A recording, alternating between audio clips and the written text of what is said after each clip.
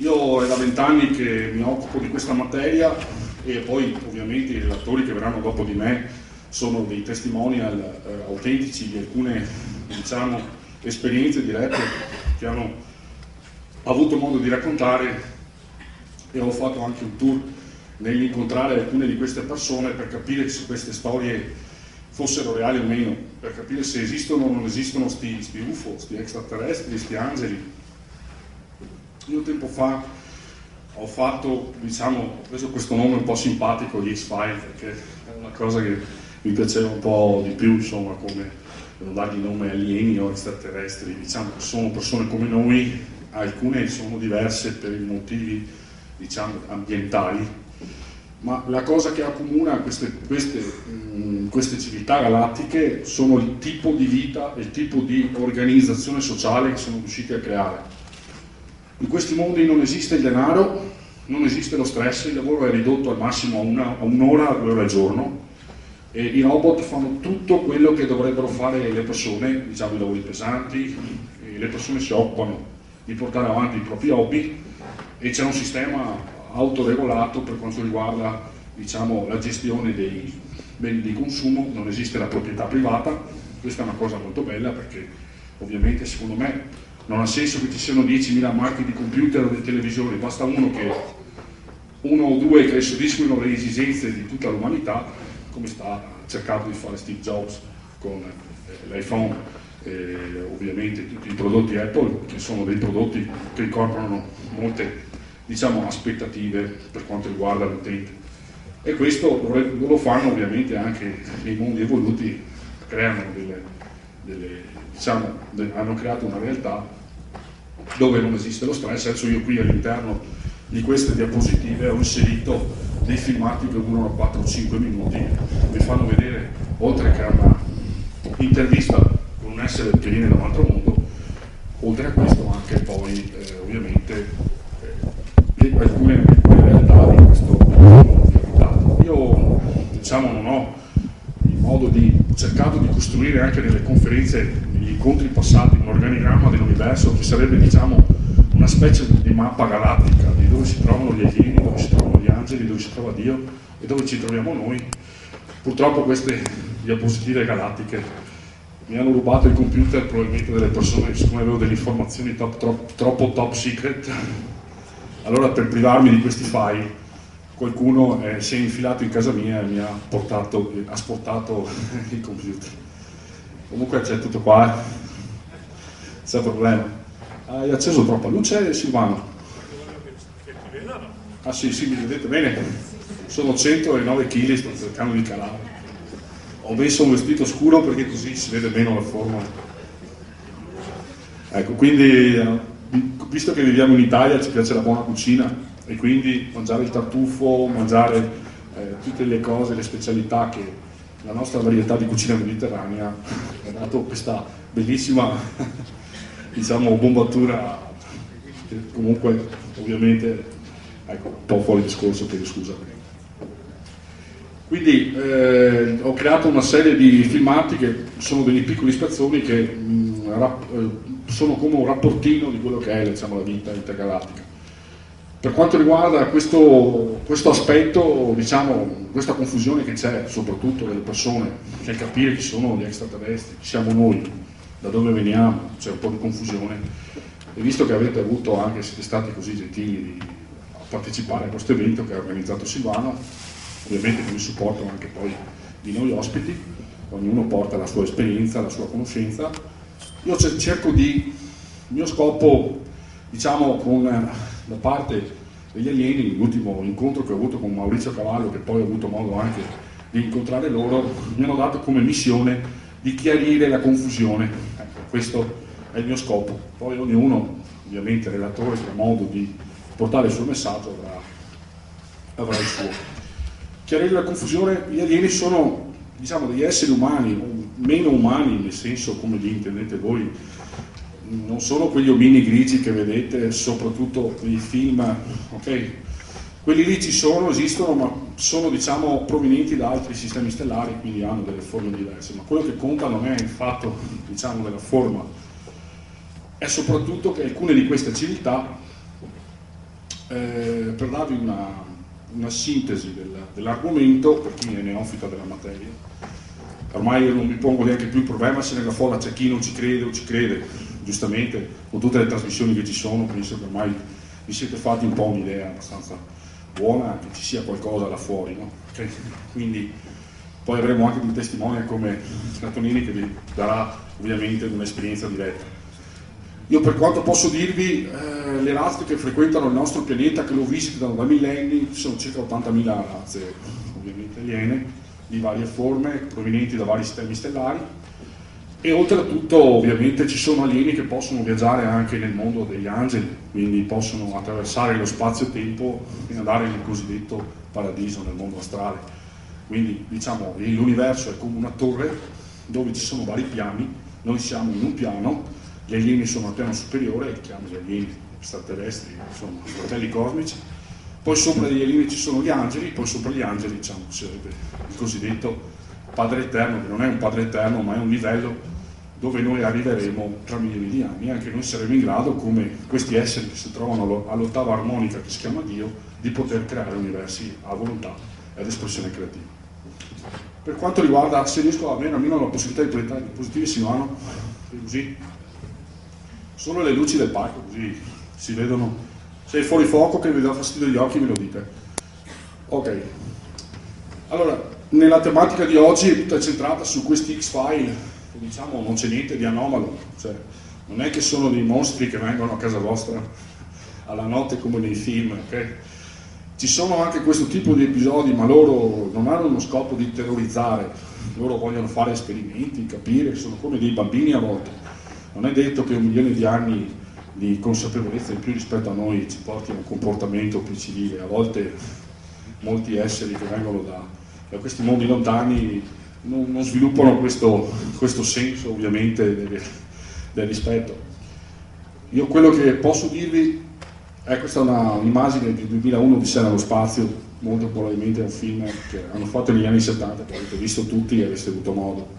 È un film che ha una morale molto reale, diciamo spiega un po' diciamo riassume un po' gli inventari delle mie ricerche per capire un po' anche attraverso i film. Ci sono delle scene che a volte sembrano così fantastiche ma nella realtà in certi episodi sono delle realtà esistenti. Comunque molte persone pensano che sia la fantascienza, ma sono più scienza che fantascienza.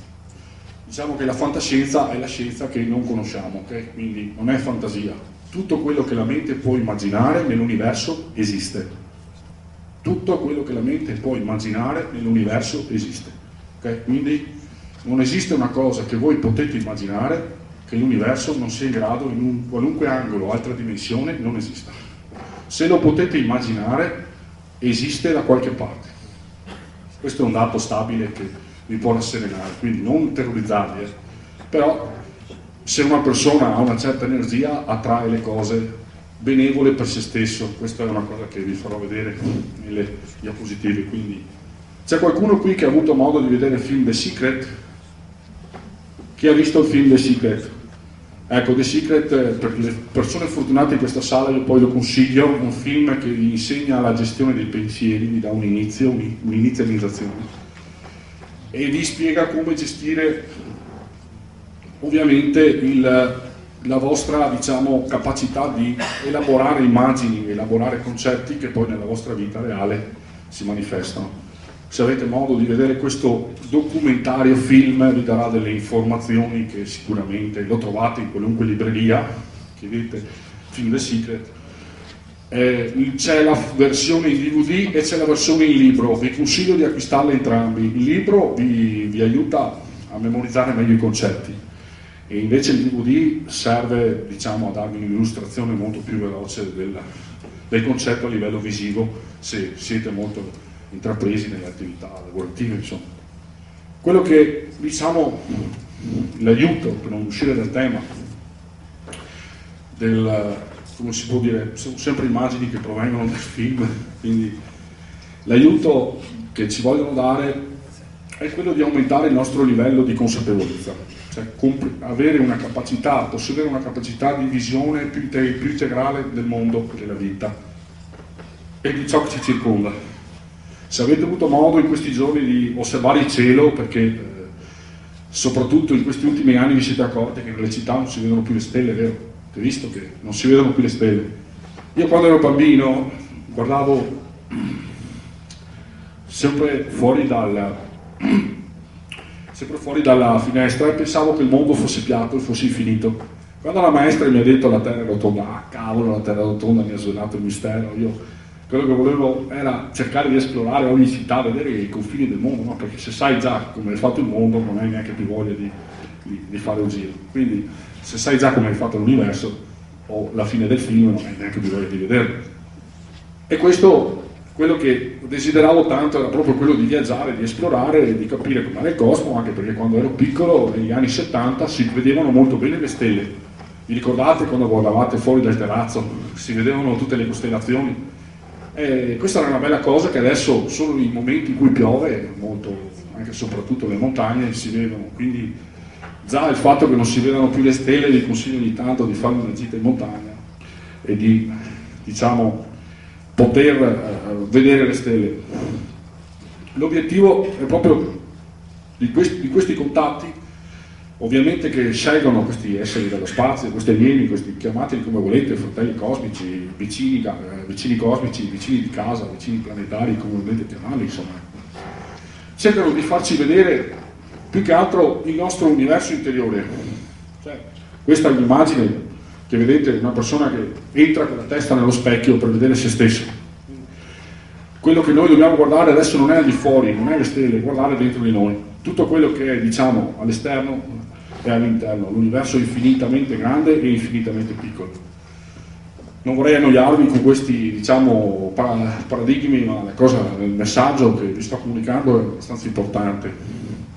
Stiamo attraversando un momento molto difficile, adesso vi accorgete che stanno cambiando molte cose, soprattutto c'è molta incertezza, non si riesce neanche a pianificare diciamo 3 mesi di tempo, un mese di tempo, non si sa quello che succederà dopo Natale, a gennaio, a febbraio, quindi stiamo arrivando a un collasso, quindi l'obiettivo di questo collasso è quello di iniziare ad esplorare quello che noi siamo veramente.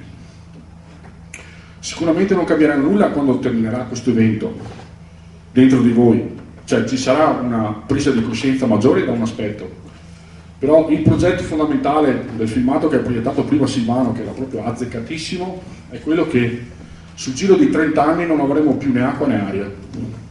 Questo, diciamo, è un elaborato scientifico che abbiamo realizzato non solo con l'aiuto delle proiezioni. Io sono ingegnere, quindi ovviamente vi posso assicurare che i dati non sono sicuramente, diciamo, eccellenti. La mia materia preferita è la matematica e la fisica, quindi sapete che ovviamente non è un'opinione. Ci sono persone che pensano che 1 più 1 sia uguale a 2 e 1 più 1 sia uguale a 11. Ecco, in questo caso avete ragione tutti e due, perché il fatto che sia 11 è una prospettiva creativa. La filosofia si unisce all'ingegneria, quindi ciò che noi pensiamo diventa realtà, perché la matematica agevola la creatività.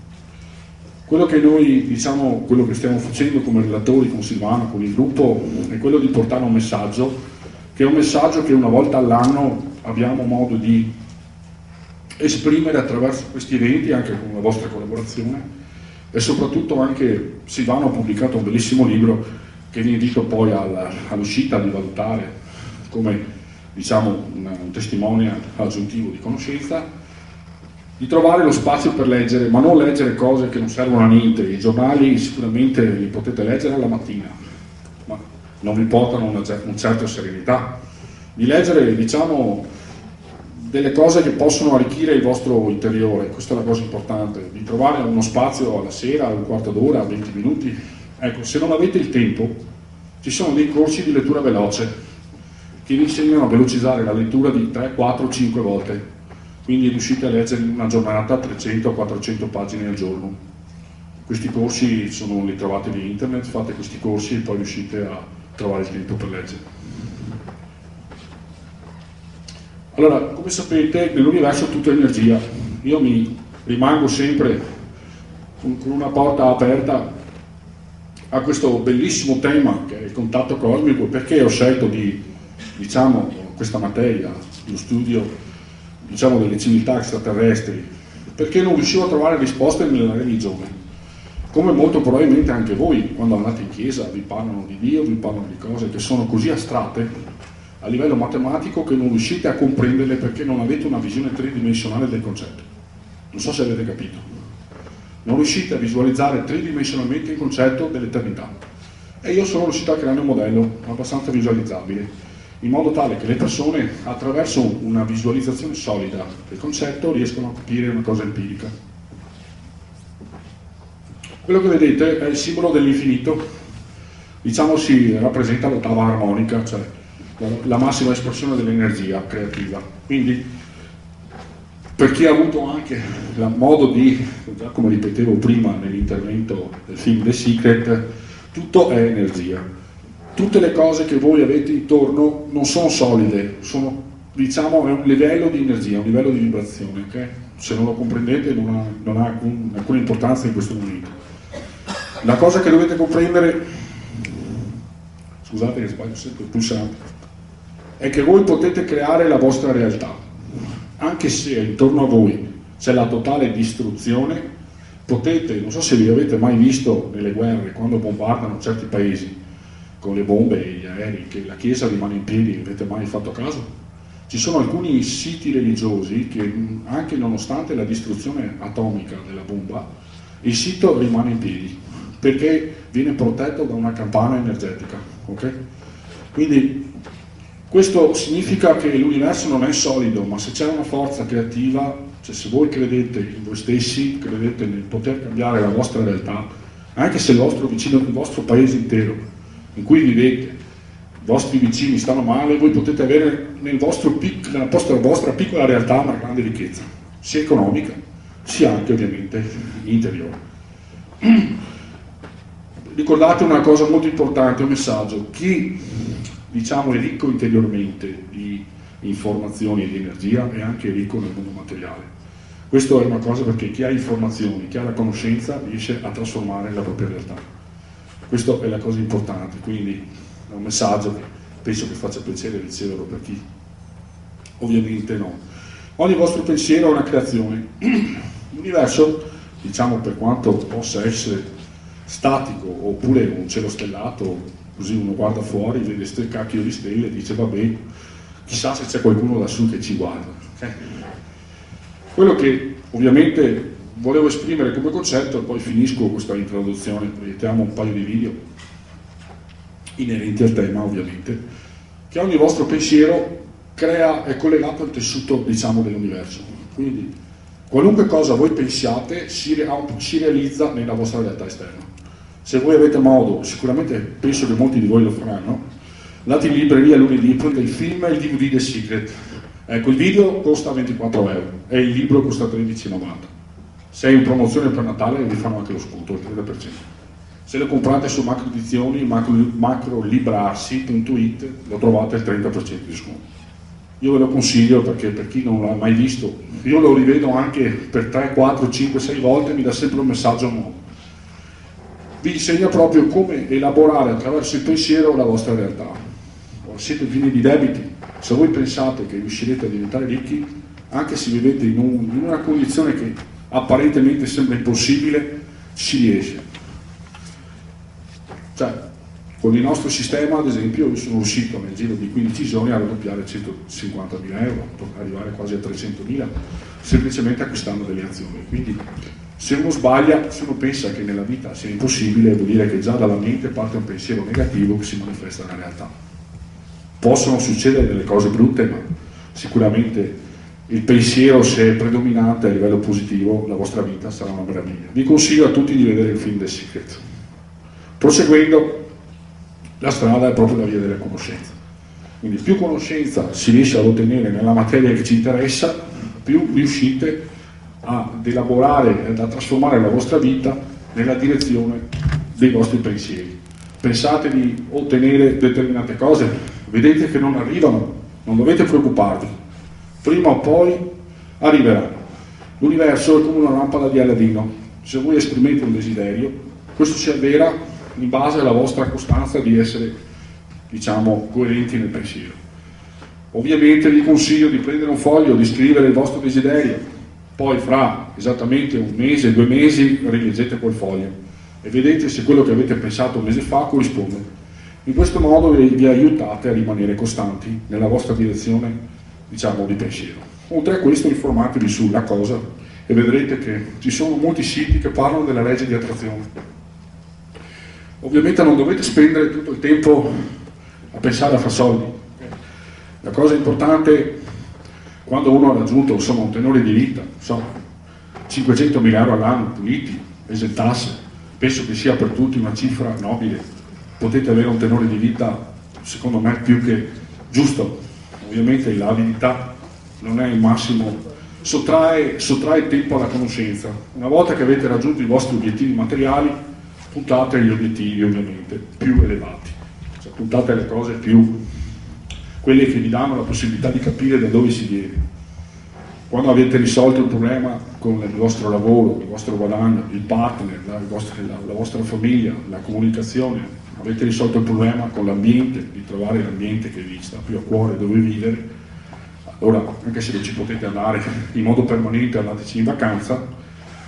Sono delle cose molto semplici che se uno ci si concentra e fa l'attività che ovviamente desidera fare, anche se qua non funziona, magari da qualche altra parte funziona meglio, quindi qualche volta bisogna fare dei sacrifici per ottenere l'obiettivo che uno si presuppone. Io vado costantemente in America a fare i corsi, non è che ci vado perché mi piace trasferirmi così tante volte, però per avere delle informazioni più fresche, sicuramente per riuscire ad ottenere questi risultati nel mondo finanziario. Oltre a questo, quello che noi cerchiamo è una risposta dal Padre Eterno, tra virgolette, dare un po' di senso alla nostra vita, non concentrarsi solo sugli obiettivi materiali. Adesso vi ho preparato dei video che durano pochi spezzoni di secondi, di minuti, perché ho cercato di selezionare i concetti, sperando che funzioni l'audio. Proviamo a mandarli in onda, vediamo se abbiamo qualche difficoltà. Intanto io vi ringrazio per l'attenzione e poi eventualmente se avete qualche domanda in merito me la potete fare.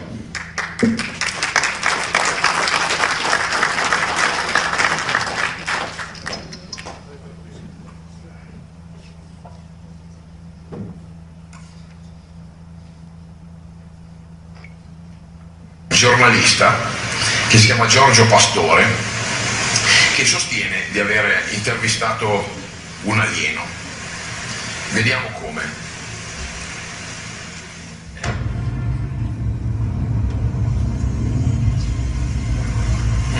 Deve essere un telefono.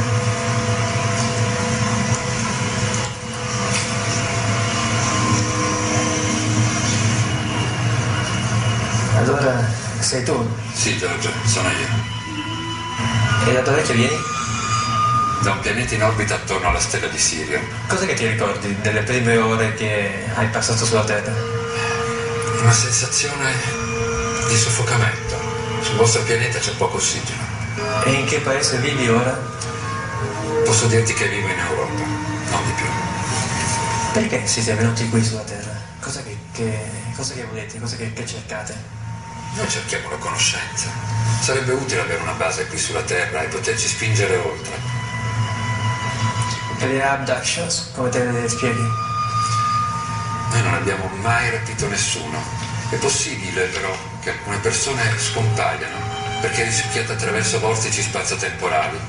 Questi possono avere allucinazioni e le allucinazioni possono essere molto simili l'une all'altra perché in fondo partono dallo stesso tessuto psicologico.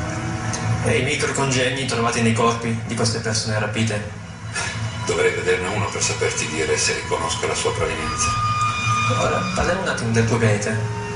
Ti ricordi che animali vivevano su questo? Se somigliavano a quelli terrestri oppure erano diversi? C'è una certa somiglianza, in fondo tutte le vite basate sul carbonio si assomigliano, però da noi gli animali sono vegetariani.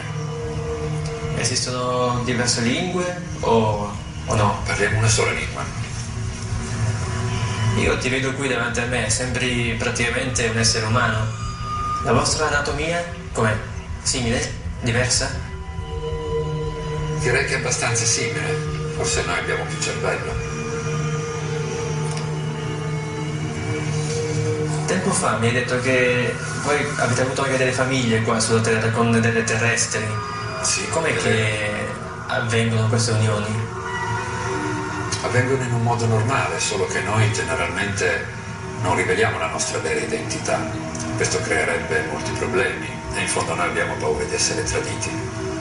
Quindi cos'è che succede? Avete avuto dei figli anche con queste donne?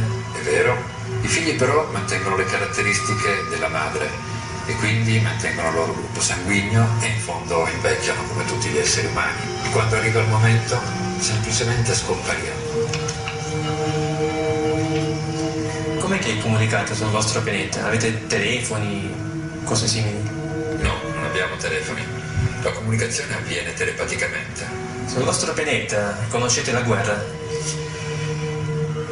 Noi non siamo aggressivi come siete voi, non siamo un popolo belligerante, noi seguiamo la conoscenza, è quello che ci interessa. D'altro canto, l'universo è un posto molto grande e molto pericoloso, per cui dobbiamo essere pronti a difenderci in qualunque momento e da qualunque minaccia esterna. Quindi se fate delle guerre avrete anche delle armi? Certamente, per difenderci abbiamo sviluppato una tecnologia, noi le chiamiamo armi neutrini. E com'è che funzionano queste armi a neutrini? Non posso dirtelo e non voglio nemmeno.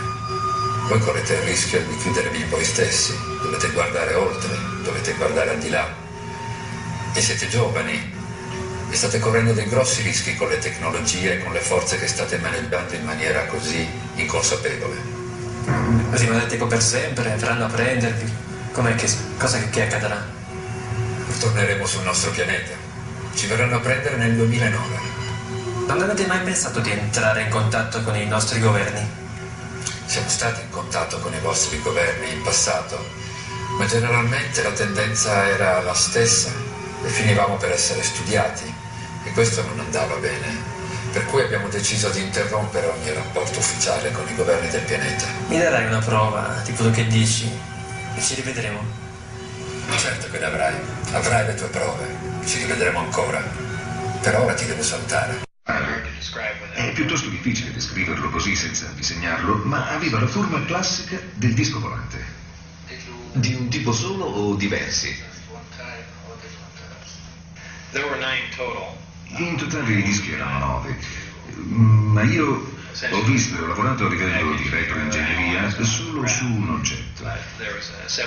Erano in hangar separati e comunque tutti visibilmente differenti. Le hanno mai detto in che modo erano stati recuperati dall'intelligence della Marina? No, assolutamente no.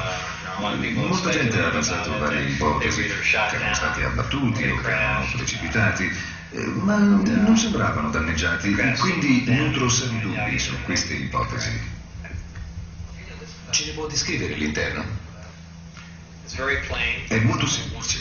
C'è un solo colore dominante, un grigio peltro. Anche l'esterno è dello stesso colore, non ci sono spigoli.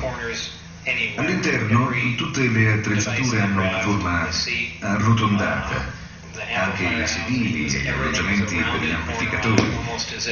È come se fossero stati fusi nella cera e poi modellati con queste forme curvilinee, incluse le giunture fra le pareti ed il pavimento. L'interno è essenziale, molto arioso. L'uso dello spazio non sembra affatto funzionale. Ci sono 3 ponti. Quello più basso ospita gli amplificatori montati su basi mobili. E sul ponte di mezzo, da dove si accede all'interno della nave, ci sono i sedili e gli amplificatori. E poi c'è il ponte superiore, con una sezione limitata a cui non avevo accesso. Non so cosa ci fosse. Per lei il velivolo era alieno? Assolutamente sì, alieno, non c'è dubbio. Perché? Prima di tutto, lo scopo del progetto era di analizzarlo. Se si fosse trattato di un mezzo degli Stati Uniti, non avremmo perso tempo a cercare di capire come lo avevamo costruito. In secondo luogo, per le dimensioni delle attrezzature interne, per le dimensioni dei sedili e dei materiali utilizzati, a noi totalmente estranei. E poi per il carburante, l'elemento 115, che è virtualmente inesistente. Ho sommato questi fattori alle informazioni che mi erano state fornite, in cui veniva chiaramente indicato che si trattava di un mezzo extraterrestre. Le hanno detto come funzionava il sistema di propulsione? Faceva parte del mio lavoro di ingegneria inversa, cioè capire il funzionamento del sistema di propulsione. Avevano già fatto qualche progresso, ma non so esattamente da quanto tempo il velivolo si trovasse lì, se lo stessero esaminando da 1 o 10 anni, e comunque con scarsi progressi.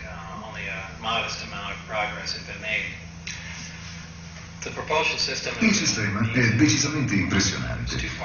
È composto da 2 parti, dagli amplificatori di gravità e dal reattore che fornisce energia. Il reattore funziona ad annichilazione completa alimentato ad antimateria. L'annichilazione completa è praticamente la reazione nucleare più efficace che esista tra le 3, ovvero fusione, fissione ed annichilazione. Utilizza un elemento super pesante, l'elemento 115. Questa sarebbe la sua collocazione sulla tavola periodica, che sulla Terra non è stato ancora sintetizzato.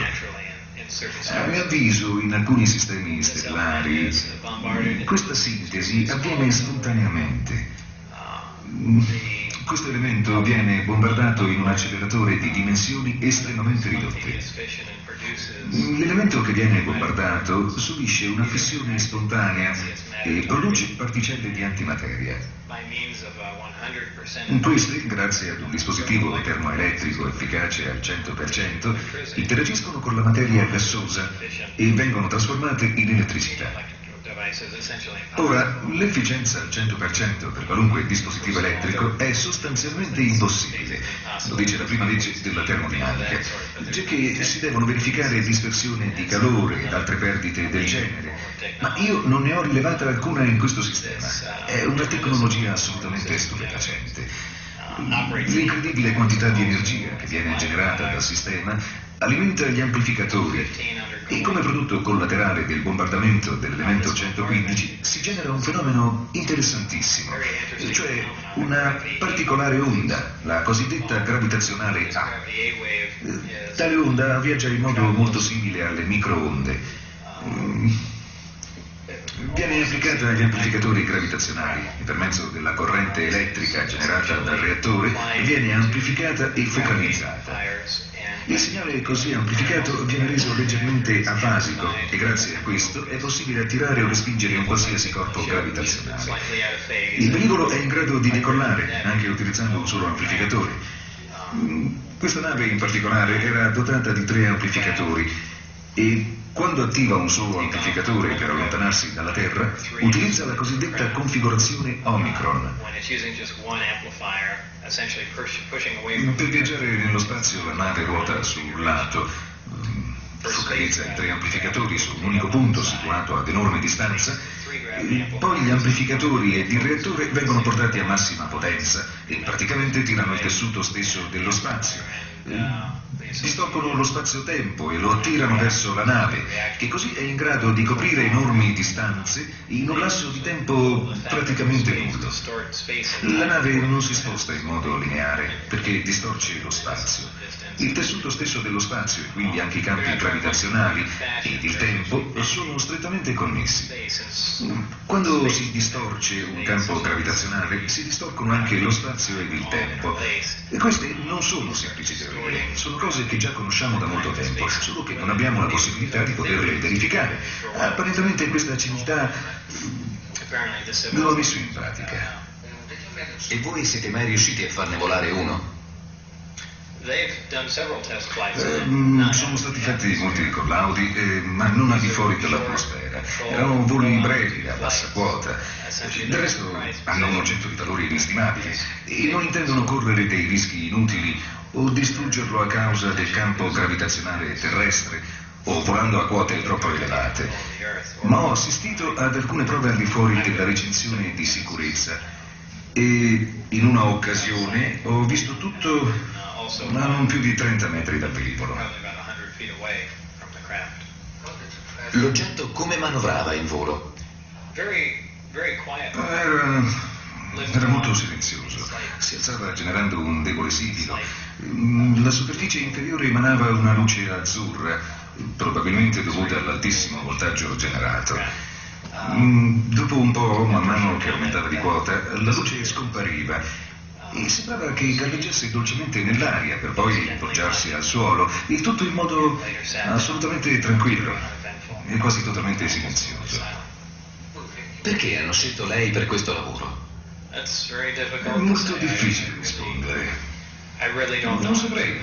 Sicuramente come fisico non sono il più qualificato, quindi non ne ho la più pallida idea.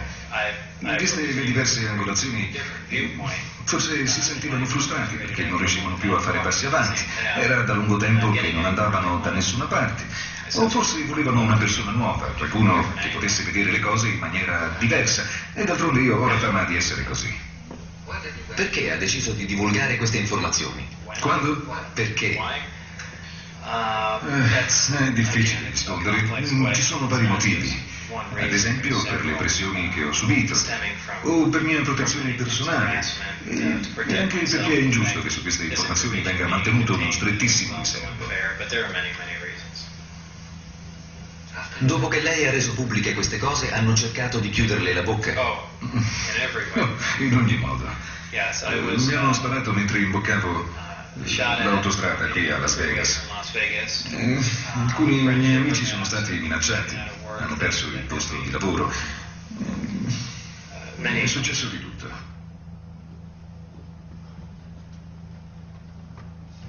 Stiamo per arrivare a Hintersmidrüti, Svizzera, cantone di Zurigo.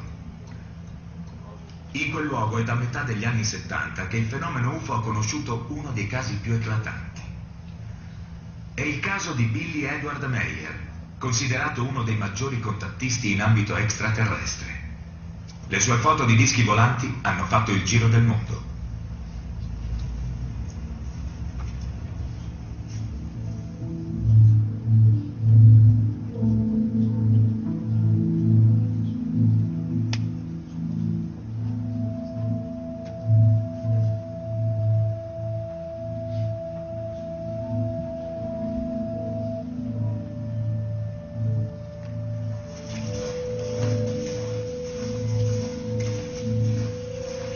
Là c'è la casa con la fontana dove sono state fatte le foto.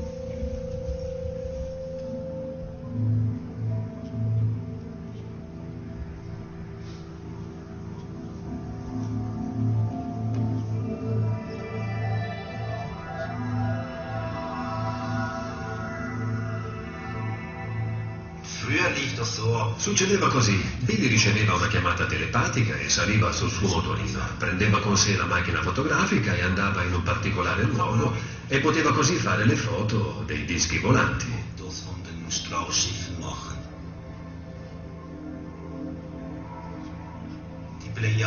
I pleiadiani con i loro dischi si sono messi in posa, così Billy poteva fare queste foto e quando puntava l'obiettivo verso un punto del cielo per fare la foto, solo lui poteva vedere il disco, perché loro bloccavano parzialmente la vista.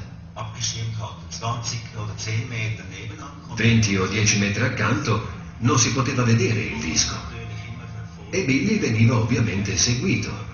E anche i membri dell'associazione osservavano attentamente cosa faceva e lui non aveva proprio nessuna possibilità di realizzare dei trucchi per queste foto, altrimenti la gente se ne sarebbe accorta subito.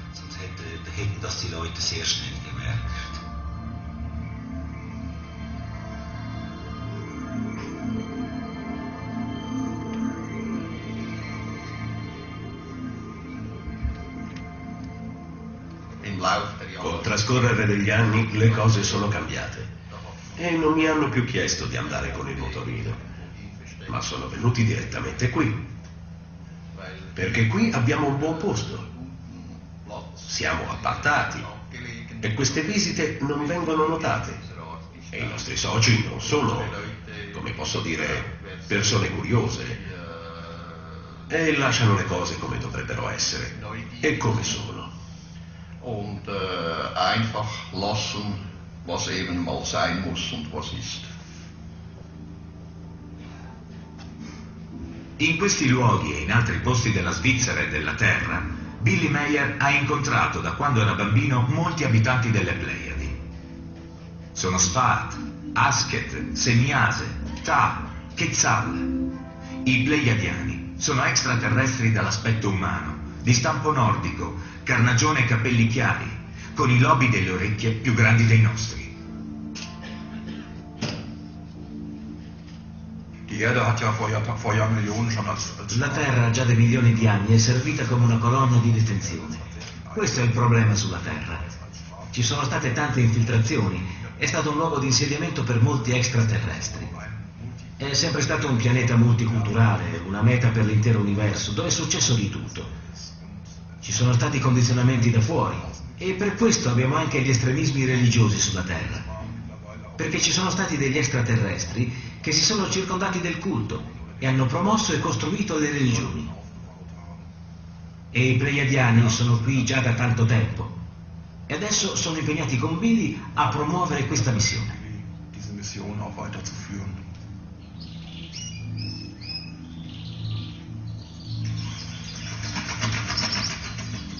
Billy Meier ha trascorso la sua vita a imparare gli insegnamenti dei Pleiadiani, insegnamenti che oggi trasmette ai membri dell'associazione che ha fondato. L'associazione si chiama FIGU e oggi conta migliaia di affiliati in tutto il mondo.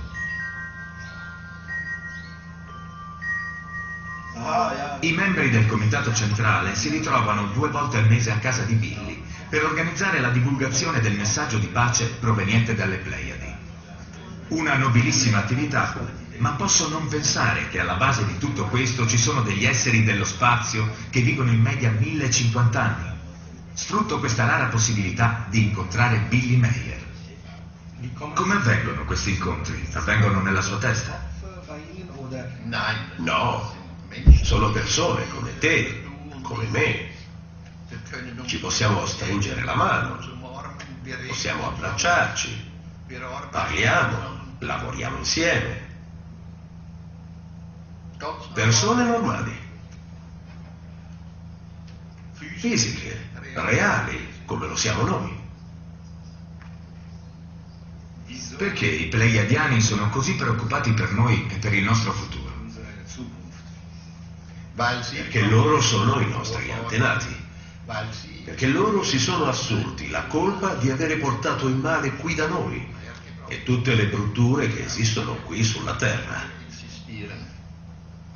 E vogliono rimediare a questo portando il loro insegnamento. E questo dovrebbe risanare quello che è stato fatto. E se ci guardiamo intorno, sulla Terra non c'è altro che insoddisfazione, non ci sono che guerre, terrore, preoccupazioni, malattie, disoccupazione, criminalità, delinquenza.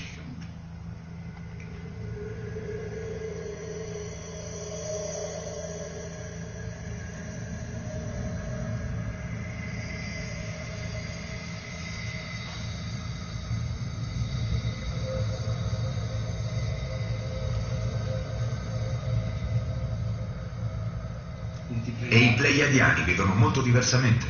Vivono completamente in modo diverso. Vivono praticando esattamente quello che qui insegniamo. Da molte migliaia di anni. Da 32.000 anni, se mi ricordo bene.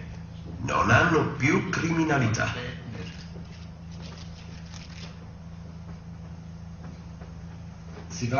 Lei è già stato diverse volte su questo pianeta Terra. Una volta.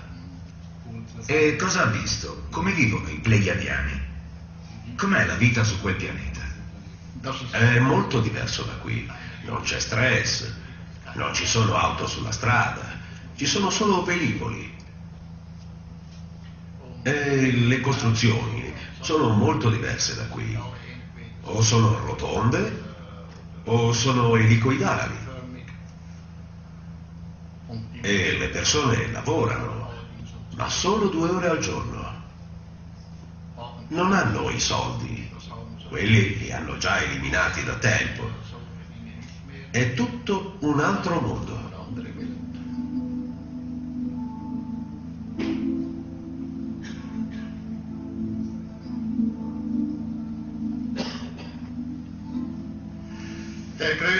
Il sogno più grande sarebbe che la popolazione della Terra si riducesse con il controllo delle nascite a livello mondiale.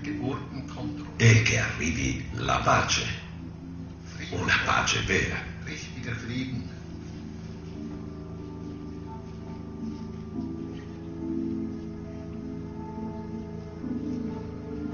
Ambire a vivere in pace, senza più conflitti, malattie, fame, violenza, terrorismo, mi sembra lecito.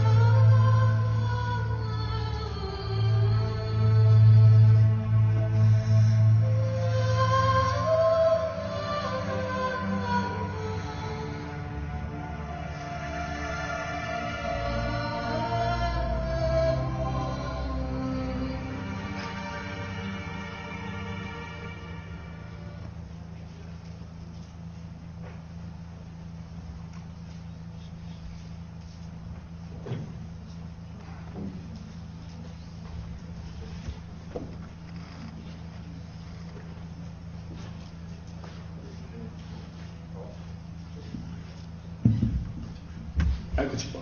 Allora, se avete qualche domanda in merito alle tematiche che avete avuto modo di visionare, io ho selezionato questi spezzoni che sono degli spezzoni di documentari che possedevo da tempo e ho cercato di, tra una libreria di circa 5.000 ore di proiezioni in questa materia, ho preso questi significativi spezzoni per soprattutto le persone neofite nella materia. Io posso solo dirvi che è un percorso di crescita che vi dà la possibilità, soprattutto anche attraverso gli incontri e gli interventi che faranno i relatori dopo di me, e di dare comunque anche una mano a Silvano Ferronato, che è qui con noi con il bellissimo libro che ha pubblicato, che poi troverete fuori ovviamente in disponibilità in vendita, di dare questo contributo alla ricerca. Riassume notevolmente i filmati che sono presenti nella proiezione che avete appena visto, ci sono altre testimonial, soprattutto la lettura aiuta molto perché le parole sono lo stimolo dell'immaginazione umana che crea ovviamente, anticipa un po' quello che è il video, l'immagine, no? Ognuno attraverso le parole si crea una realtà immaginaria della storia, diciamo, raccontata nel libro, e questo aiuta un po' a far lavorare anche la parte dell'inconscio della mente per comprendere meglio le cose. Per quello che posso dirvi, la base di un nostro progetto futuro, la nostra holding finanziaria si sta occupando di creare delle strutture autosufficienti nel mondo per far sì che si possa vivere con con dei sistemi per eliminare il denaro, cercare di creare delle comunità quando non ci sarà più il supporto economico. Vi comunico che esistono 3 sistemi di scambio nell'aspetto del denaro: il primo è il baratto, che lo conoscete tutti quando avete fatto le elementari, il secondo è il sistema economico attuale, e il terzo sistema è il credito centralizzato, che è quello che si utilizza nei mondi evoluti. C'è un'organizzazione che lo fa in Italia, si chiama la Banca del Tempo, e questo lo sfrutta attraverso i servizi. Poi ci sono anche altre organizzazioni che lo fanno anche con i beni e ovviamente con i servizi. Si chiama la Vision Trade, che è l'eurocredito. Se avete modo poi di consultare internet vedrete questi nuovi sistemi di scambio che creano una valuta in punti virtuali in modo tale che tutte le persone possano prelevare da un sistema centrale i beni e i servizi. Io adesso lascio la parola a Silvano, che ovviamente completerà. Se avete qualche domanda ovviamente sono disponibile a darvi delle informazioni.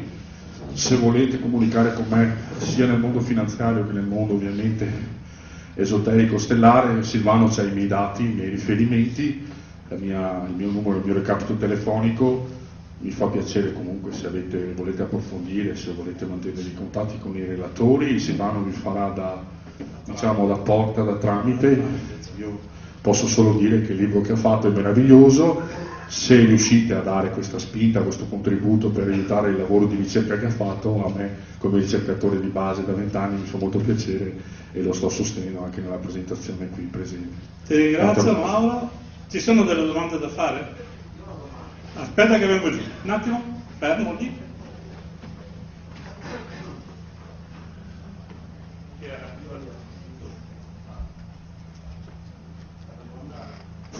Una domanda per lei.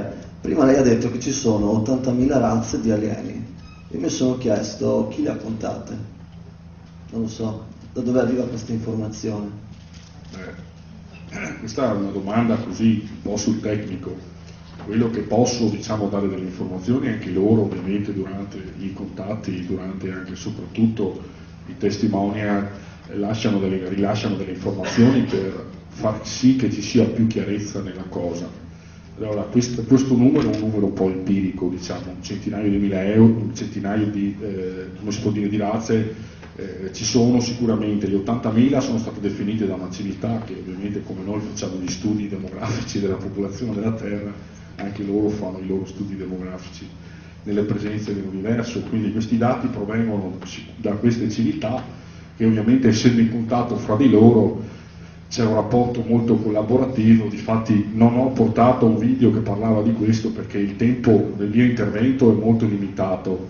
Quello che ho cercato di portare come messaggio è il messaggio principale, ovviamente, che loro trasportano, che è la riconversione, diciamo, logistica del nostro stile di vita.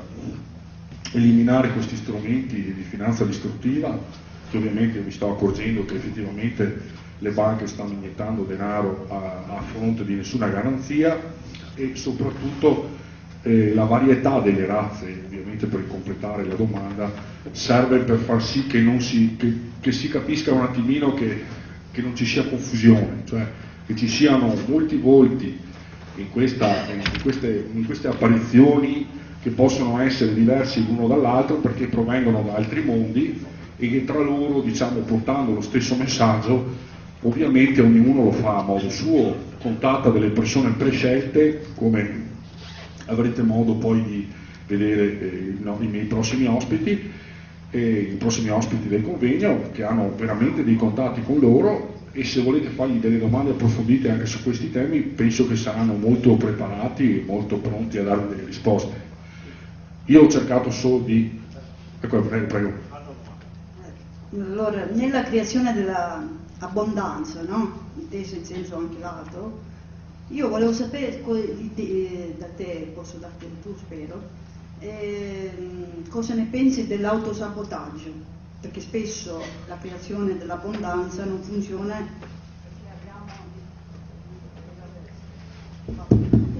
che ci facciamo un autosabotaggio, cioè della serie non ci credo, non può funzionare, eccetera, eccetera. Allora, bellissima domanda, e questa è una domanda che penso che ce n'era qua voluta qualcun altro. Allora, io quello che sto, diciamo, che posso darvi come risposta, diciamo, più approssimativa all'argomento, è che noi la condizione di abbondanza non riusciamo a visualizzarla perché la massa visiva di eventi distruttivi è superiore alla massa positiva. Quindi quello che dovete fare, principalmente, anziché guardare il telegiornale, cercare di leggere un bel libro che vi parla di cose positive. Invece di frequentare persone che vi parlano sempre dei loro problemi, frequentate persone di successo, persone che vi parlano delle loro esperienze positive. Se voi cominciate a fare una croce e mettete a lato le persone negative, le cose negative, i posti negativi, e dall'altro lato mettete i posti positivi, alla fine della giornata fate una timeline e dite quanto tempo ho trascorso davanti nell'ambiente negativo e quanto nell'ambiente positivo. Allora vi rendete conto, perché sapete che la mela marcia nel cesto fa marcire tutte le altre mele, la vecchia storia della nonna, no? Allora io penso che la sapete tutti questa storia qui, quindi dovete riuscire a frequentare ambienti positivi, vedere programmi televisivi positivi. Ci sono delle bellissime reti come Real Time, come altre reti televisive private che fanno vedere documentari, fanno vedere cose molto interessanti. Sicuramente vi danno notizie molto più ampie di come è il mondo, delle scoperte, delle bellissime cose che succedono. Ovviamente se vi nutrite di letture negative come i giornali, i telegiornali, persone, e ovviamente anche persone care che vi rovesciano i loro carboni ardenti, dei loro problemi addosso, sicuramente alla fine della giornata vi sentite molto sabotati per rispondere alla sua domanda. Quindi quello che consiglio è di ovviamente fare il contrario, frequentare persone, ad esempio come venire a questa conferenza è una cosa sicuramente positiva. Per il benessere si crea partendo da lì. Prego, chi ha domande? Eccoci, sono qui. Io volevo fare una domanda da neofita e un po' forse da scettico. È una cosa che mi sono sempre un po' chiesto e che, come dire, la domanda mi è ritornata in mente adesso vedendo i filmati, no?